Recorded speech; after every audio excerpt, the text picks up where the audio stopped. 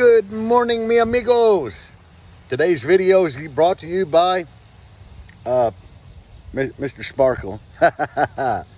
So, I've been trying to do videos to help the new people get into car audio and progress in car audio. And man, I just like sharing the little bit of knowledge I have. But then again, what I don't know will fill a warehouse. But anyway, I figured I'd do a video on one of the most important tools that I own. Other than knowledge that I have gained over the years, but this is probably the most important tool in my toolbox. So without further ado, here we go, guys. Ta-da! Not sure what you thought it would be, but it's definitely my multimeter. This isn't a super expensive multimeter. You can pick these things up, I think, for around like 50 bucks maybe. I got this one brand new, dirt cheap at a pawn shop. They were kind of redoing all their inventory. It was brand new, and I think they had it marked down to 15 bucks. So, but this thing has a lot of cool stuff on it. We'll turn it on. And like right here,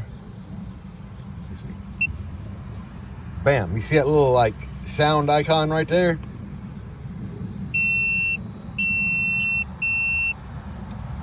That's perfect, because if you got continuity between these two pins, it'll beep. So you can test each ends of RCAs, like the outer ring of each channel, center pin, see if your RCAs are good or bad.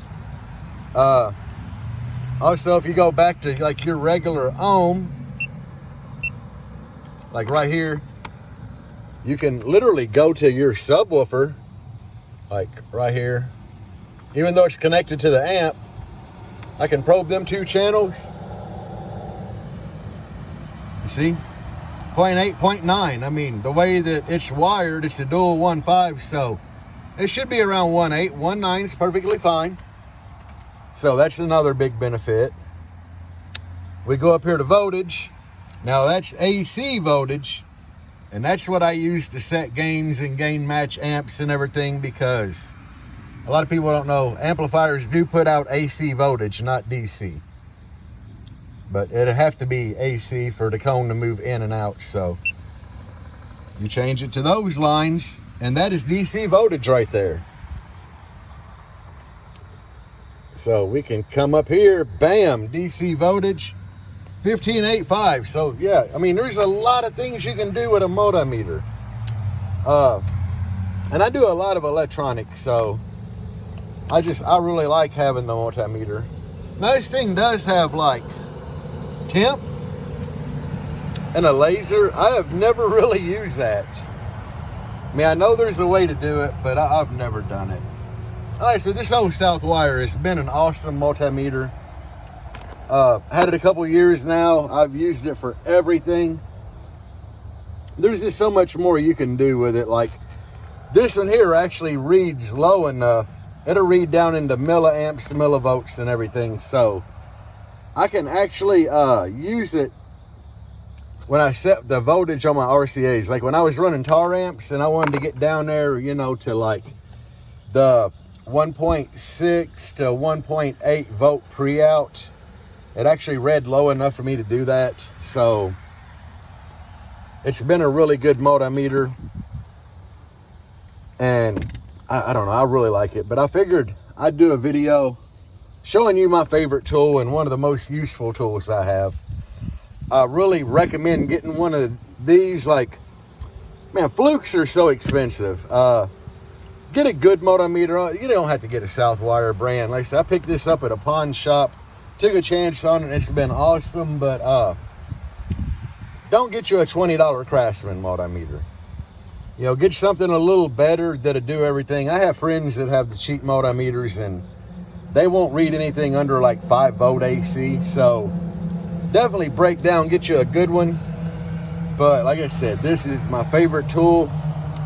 I couldn't do a build without it, honestly. I use it for everything. And they're good for like detecting shorts, setting your gains, everything, I couldn't gain match 4 amps if I didn't have this bad boy.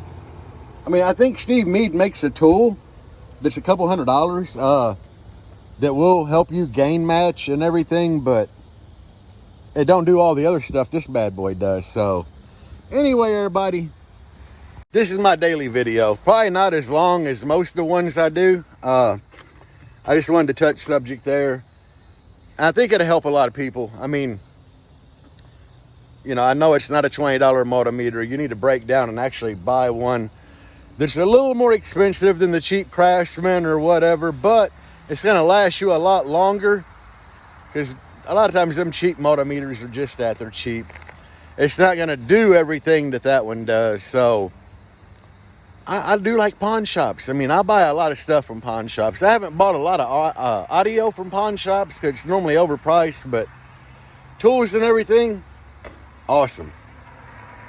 Now, sometimes me and my wife on Mondays when I'm off work, we love just to go to all the pawn shops, and I'll literally like go in there, buy something that I don't even really need, because I like to haggle with them on price. Like if it says $50, I'll hit them at 20, and then, you know, try to meet them at 30, 35, but it's just something fun to do when you're bored. But anyway, I hope I helped somebody today. Y'all got questions, leave them in the comments. Throw your favorite tool down in the comments. I mean, the people that read these comments, they could learn from whatever you post on there, you know. So just leave a comment, tell us what your favorite tool is in your toolbox.